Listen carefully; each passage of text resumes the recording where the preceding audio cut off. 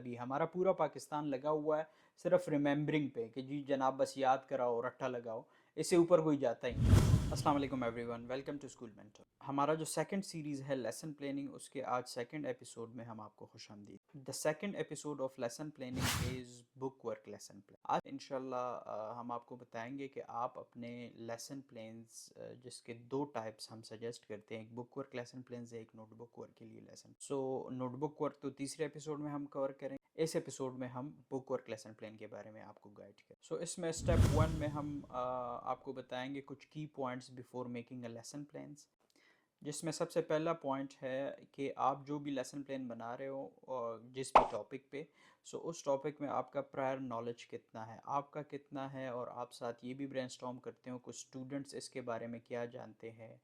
अगर वो स्टूडेंट्स आपके पास पुराने हैं, पिछले क्लासेस में अगर इस टॉपिक के बारे में उन्होंने कुछ सीखा था, या जो भी आप ब्रेनस्टॉर्म करके बच्चों के वैसे भी लेवल से भी आप अंदाज़ा लगा सकते हैं कि उनको कितना नॉलेज होगा इस टॉपिक के बारे में। सेकंड पॉइंट, इसमें आप एक्टिविटी सोचते हैं कि इस क्लास में इस टॉपिक के रिलेवेंट अपना प्रायर नॉलेज रख के स्टूडेंट्स का अपना जहन में उसके बारे में आप एक्टिविटीज़ प्लान करते हैं कि मैं इसमें क्या एक्टिविटी ऐसे करवा सकता हूँ क्लास में कि बच्चे जो है लर्निंग ऑब्जेक्टिव जो स्टूडेंट्स के हैं उसको वो मीट कर सके और वो सीख सके, उस उन ऑब्जेक्टिव्स को, उस टॉपिक को वो कवर कर सके। सेकंड पॉइंट, इसमें एंगेजमेंट स्ट्रेटजीज़ है जिसमें आप स्टूडेंट का इंटरेस्ट कैरी कर सके थ्रू आउट द क्लास। उसके लिए आप डिफरेंट एक्टिविटीज़ प्लान करते हैं, ब्रेनस्टॉर्म करते हैं कि विजुअल्स कोई एक्टिविटी हो सकती है, वहाँ पे कोई प्रैक्टिकल कोई एक्टिविटी हो सकती है उस क्लास में, ताकि बच्चों का इंटरेस्ट वो बना रहे और इंटरेस्ट के साथ वो जब सीखते हैं तो जो लर्निंग ऑब्जेक्टिव्स होते हैं वो मीट। थर्ड पॉइंट में आप फॉर्मेटिव असेसमेंट को जहन में लेके चलते हैं कि इस क्लास में, इस सब्जेक्ट में, मैं अपने लेसन प्लान में फॉर्मेटिव असेसमेंट के आया स्टूडेंट्स मेरे साथ इंगेज्ड है कि नहीं है, मैं किस तरह के छोटे छोटे क्वेश्चन जो है वो आप अपने लिए प्लान करते हैं कि मैंने किस तरह के क्वेश्चंस, वो इवन आप अपने लेसन प्लान में भी लिख सकते हैं कि मैं पूछूंगा जो कि उनके लर्निंग ऑब्जेक्टिव्स के मुताबिक भी होंगे और साथ स्टूडेंट्स भी अटेंटिव भी रहेंगे कि जी टीचर ने हमसे पूछना भी है बीच में, तो हमने अटेंटिवली होके टीचर्स को फॉलो करना। फोर्थ पॉइंट में आप रिसोर्स मटेरियल के बारे में देखते हैं कि आपके रिसोर्सेज वो अवेलेबल हो सकते हैं जो एक्टिविटीज़ या जो लेसन प्लान्स आप प्लान करने जा रहे हैं कि नहीं। सो वो बड़ा इंपॉर्टेंट है, आप उसके बारे में सारा अपना ब्रेनस्टॉर्म करते हैं और उस अवेलेबल रिसोर्सेज के मुताबिक आप अपना लेसन प्लान करें। Fifth point is time management. जो भी आपको टाइम एलोकेटेड है, 40 मिनट वैसे स्टैंडर्ड होने चाहिए, सो उसके मुताबिक आप अपना टाइम भी उसी हिसाब से मैनेज करते हैं कि मैंने अपने टॉपिक को इंट्रोड्यूस, अपने लेसन को कितने मिनट्स में करवाना है, फिर जो भी एक्टिविटीज़ मैंने प्लान करने हैं, जो डेवलप करना है अपने पीरियड को, तो उसके लिए कितना मैंने टाइम रखना है, और एंड पे जब मैंने रीकेप करना है, कंसोलिडेट करना है अपने क्लास को, सो उसके लिए मेरे पास कितना टाइम होना है। अच्छा जी, कमिंग टू लेसन प्लान, सो जो सेटअप है अपने लेसन प्लान के लिए वो आपको फर्स्ट एपिसोड में आपने सीख लिया होगा, जिसमें आप सेशन की पूरी डिटेल्स, टर्म्स कितने होने हैं, किस सब्जेक्ट के कितने क्लास होने हैं पर वीक, और आपने टर्म ब्रेकअप्स में किस यूनिट के लिए कितने लेसन प्लान रखे हैं। सो शुरुआत करते हैं बुक वर्क लेसन प्लान की। So book work lesson plan में स्कूल मेंटोर जो ईआरपी है उसमें जो लेसन प्लान का फॉर्मेट बनाया गया है वो कैम्ब्रिज इंटरनेशनल का स्टैंडर्ड लेसन प्लान का फॉर्मेट है। इसमें सबसे पहले आप एसएलओज जो है अपने लेसन प्लान के वो सेटअप करते हैं। अब एसएलओज बेसिकली इसको लोग कंफ्यूज कर जाते हैं, ये जिस तरह इसके नाम से कि ये स्टूडेंट लर्निंग ऑब्जेक्टिव्स है, ये टीचर के लिए ऑब्जेक्टिव नहीं है। आपने अपने लेसन प्लान में एसएलओज लिखने हैं कि इस क्लास के बाद स्टूडेंट्स ने क्या सीखना है, स्टूडेंट को क्या आना चाहिए इस क्लास के बाद, स्टूडेंट्स की लर्निंग क्या होगी इस क्लास। सो वो आपने ऑब्जेक्टिव सेट करना। उसमें मैं यहाँ पे थोड़ी सी एक रोशनी डालूंगा कि उसमें आपने जो वर्ब्स इस्तेमाल करने हैं उसमें आपने ख़ास ख्याल रखना है कि ब्लूम्स टेक्सोनोमी एक ग्रुप ऑफ वर्ड्स है जिसको यूज़ किया जाता है एसएलओज में, और उसको प्रॉपरली एक ऑर्गेनाइज तरीके से उसको क्रिएट किया गया है, जिसमें दो तरह के ऑर्डर थिंकिंग होते हैं कि कोई भी चीज़ जब स्टूडेंट लर्न करता है तो या तो वो हॉट जो कि हायर ऑर्डर थिंकिंग है, या वो लॉट जो कि लोअर ऑर्डर थिंकिंग है। इन्हीं हायर ऑर्डर थिंकिंग के भी तीन पार्ट्स हैं और लोअर ऑर्डर थिंकिंग के भी तीन पार्ट्स हैं। इन 6 parts, in 6 group of words में से कोई भी आप जो है वो वर्ब यूज़ करेंगे तो उसको आप इंटरनेट से आराम से आपको मिल जाता है।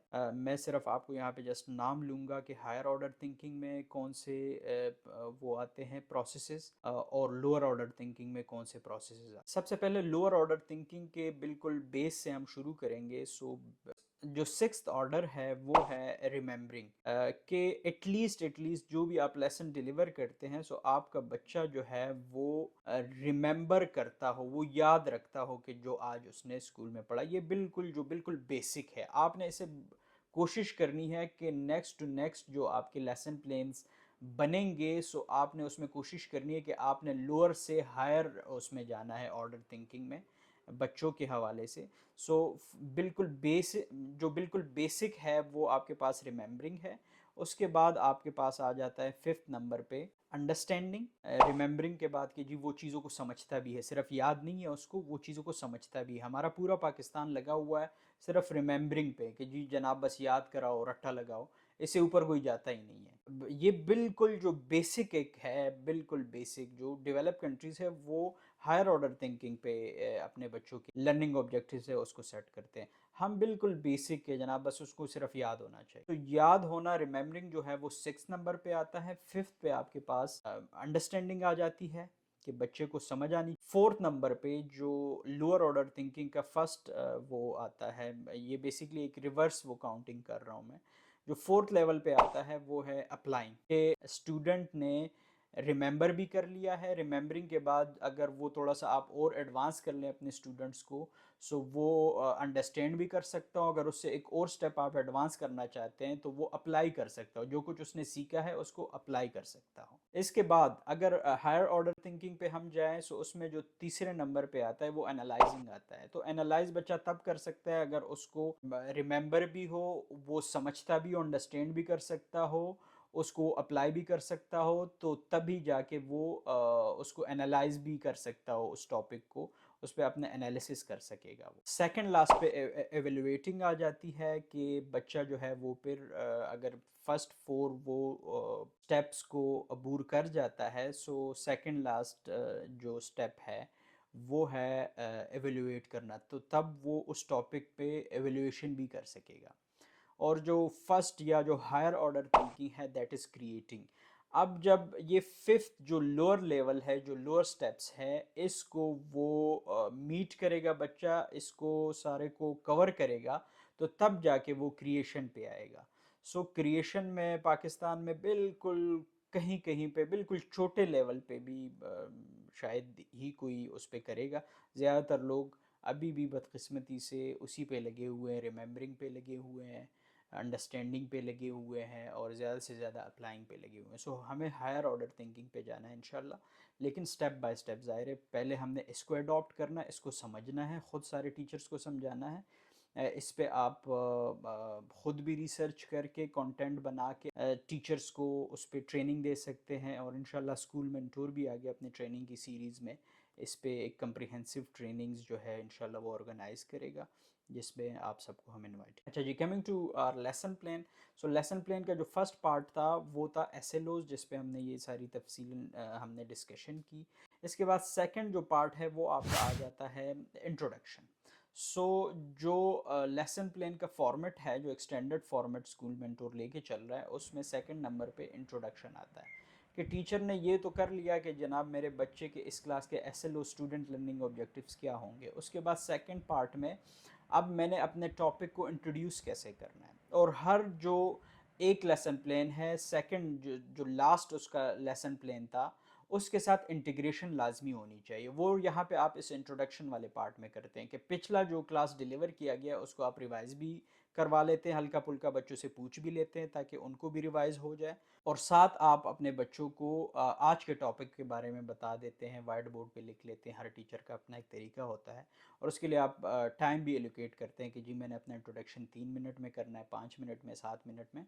That is up to the teacher कि वो अपने उस पूरे लेसन प्लान को कैसे कवर। इसके बाद थर्ड स्टेप जो है दैट इज़ डेवलपमेंट, जो कि एक बड़ा पोर्शन होता है लेसन प्लान का। उसमें टीचर ने एक्टिविटीज़ प्लान करनी होती है, अपने जो उसने इंट्रोड्यूस किया है जिस टॉपिक को उसको डेवलप कैसे करना है, और डेवलपमेंट ही के दरमियान वो फॉर्मेटिव असेसमेंट के क्वेश्चंस भी शॉर्ट शॉर्ट से क्वेश्चंस भी पूछता है अपने स्टूडेंट्स को।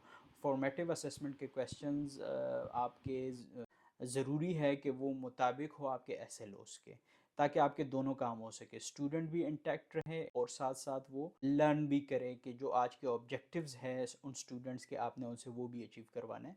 सो डेवलपमेंट के पार्ट में आप अपनी एक्टिविटीज़ को, क्या मैंने अपने लेक्चर को कैसे डेवलप करना है, कैसे उसमें फॉर्मेटिव असेसमेंट करनी है, कौन कौन सी एक्टिविटीज़ करनी है, ये सारा आप अपने लिए लिख लेते हैं। और इसका मिसाल के तौर पर अगर इंट्रोडक्शन के लिए हमने 5 मिनट्स रख लिए, इसके लिए हम 30 मिनट्स लेट से रख लेते हैं, 25 मिनट्स रख लेते हैं कि इतने मिनट में मैं अपना ये पूरा लेक्चर जो है ये डेवलप करूँगा। इसके बाद नेक्स्ट स्टेप आ जाता है लेसन प्लान में रीकैप एंड कंसोलिडेशन, जिसमें आपने इंट्रोडक्शन कर दिया, डेवलपमेंट कर दिया, अब आपने अपने पूरे क्लास को समराइज़ करना है, रीकैप करना है, कंसोलिडेट करना है, और उसमें अगेन वही फॉर्मेटिव असेसमेंट के भी आप क्वेश्चंस के थ्रू कर सकते हैं। आप बच्चों को रिवाइज़ करवा लें कि जी आज हमने ये कुछ सीखा है, ये कुछ पढ़ा है।